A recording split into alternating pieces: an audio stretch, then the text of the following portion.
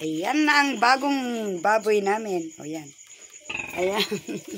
Ala, cute.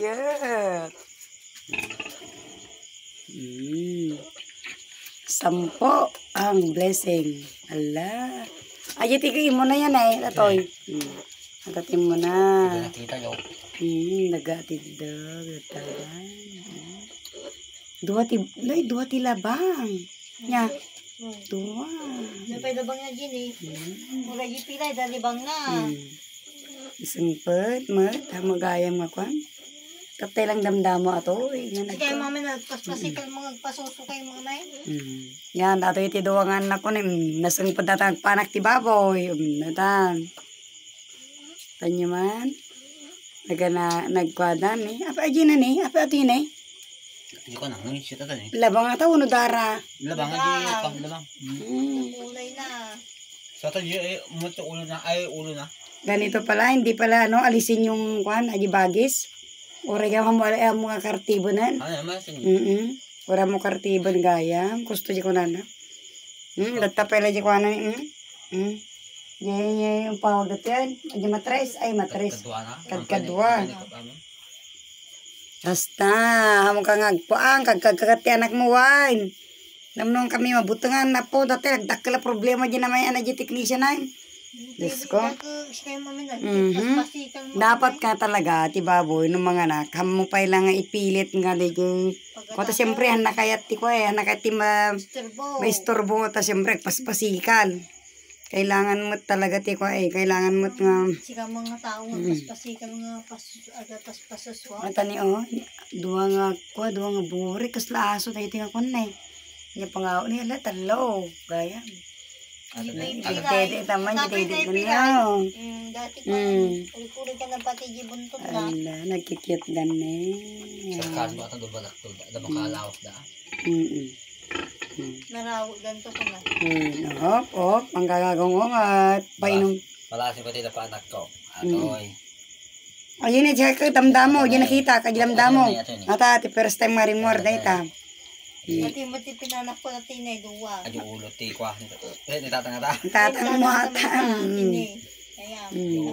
Ni Karen ti ado ti kwa, ni Karen ti ado ti na pinanak na ado ti inawat. Panay ulo ti rumor kanya kay. Kaya dumasaka ya. Sune. So yung tatang. Talaga na iranan ako nga sune. Ala gardara pa nagpasok gitara natin ni binagdagan na. Yay. Tatane, may Gardara. O di busog na. Atine, dai. Napandagan ng samot. Ikam di kasta na di beta dahin kaya. Kam ti beta dahin. Ay malagbago ko ma pagpulas. Tatane, paspasok atine. Ata pinanak ko nga daktal nga bagina. Inain na ko na puta di ko na. Nabaddagan ta naputo. Goy kahan, ani kam ti beta dahin na naan. Nako lang. Punasa ka baka may infection mo. Basta gayam ti style na nga talaga. So dapat talaga nga itati ko kami yung agtuto ka anak ko nga kwa. Matuto ka tapos mabaling ka training. Matap no amumot di amumot ti style tagpa anak tap no. Agora injection kayak tag injection. Kaya to pa ti tao nga lang nga injeksyonan. Kaya dapat aday kompleto tayong mat nga gamit. Kaya sadya agihin na blood. Tapos kastoy kung natin. Andito na yung mga kapatid niya noon. Yan Magsi 60 kilos na yan. Nako, nagado ti taktida. Yan, mga 6. Ayan, ito yung tapos. Nandito na naman yung kapatid nila. Yan. After 4 months, 113 days. Eksakto. Aji ko 113 days. Nanganakin. Aji pinakamayana. Ako, ito na ibaga pa yung anay ko na pa. Eksakto lang kinita-kinti video kaya pinagpamaya dili eksakto lang at 113 days 113 days.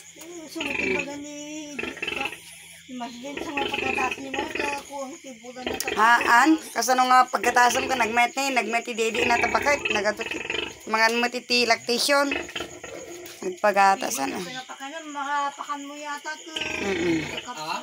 Malipay. Kaya lang di ka pinahatag kapita yung painay. Tapno ito pamigsatag puyat. Ay, puyat ato yan. Puyat pa more. Ti galaga ti baboy na awan ti pinudutan. Nawan high blood. Kasi, nay. Temo kini yung nay pati biskwit. Basto ang kape. Kape na eh. Ganyan, hindi high blood ang mga tao. Mabawal ang high blood, magpanak ka ti baboy. Awan suso, awan ti gatas na kwa? Ito na. Anda? Huwag ko ang tanong mo maruwam. Woy, tapno maruwam, tapno nga nakasakit anak ko. Basta talaga tagpanak ti baboy. Hanga DJ. Kastoy. Ay sos. Anak ko. Hindi mo pwede yun. Magpura man tapno. Dati ko lamok. Ang daming lamok. Kita nyo pa ilang. Kita nyo. Ay nako. Yung anak ko nandun sa abroad. Nagka-high blood na. Nagka-high blood. Kasi kanina yung biik. Ay yung inahin. Siyempre first time niyang maglabas yung anak. Gusto nila ipadedi mo kaagad. Hindi naman pwede na ipadedi mo kaagad yung biik. Doon sa inahin na nagli-labor pa, nanganganak pa. Isa pa lang yung anak. Turo nila, gusto nila ipadedi mo na yung yung baby. Kahit sino. Kasi marami na kaming experience na nagpaanak ng baboy. Hindi lang yan. Kahit nga yung sabi nga nila yung bagong ngayon, patakaran ng baboy. Siyempre, hindi mo naman bigla-biglain na porque nanganak ay lumabas na ilagay mo na yung baby. Talagang magagalit yung nanay kasi nagle-labor pa siya.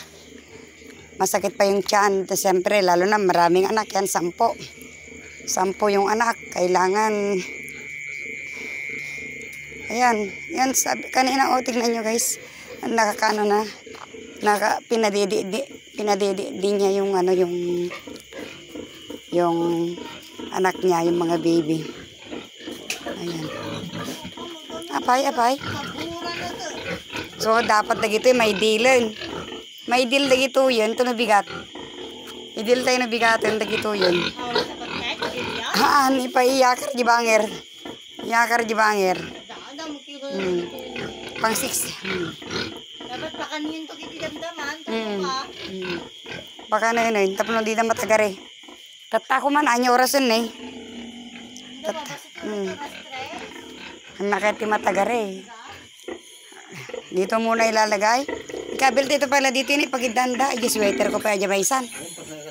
Boy, ni kabil mo pala yung tanong. Tapos pag inina ikidam yung basit, iturog yung basit.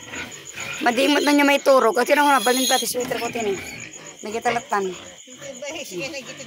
Nabalin na pala yung kabil ito. Itaplo ka, ikarin nyo pa ilang. Tapos ata ito ka. Ay. Kita pa lang, mapailang ako. Nag-cute na isang pulo lang.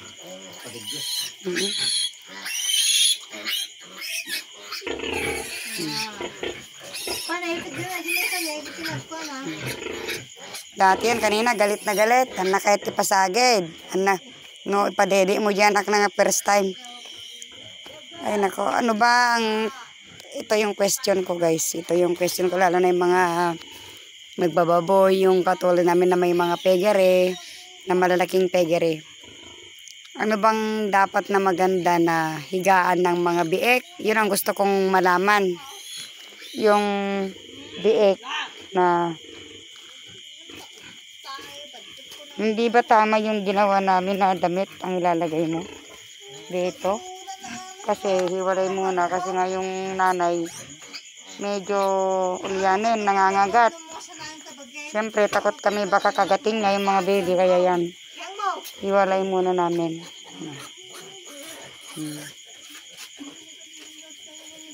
Kailangan tiis-tiis. Oh. Naggunit ng mata, bebe, ng katamaturaw. Hindi mo susunod. Ado, tigatas na dito. Kaya nabayagan ng antik ko eh. Lactation. Sige.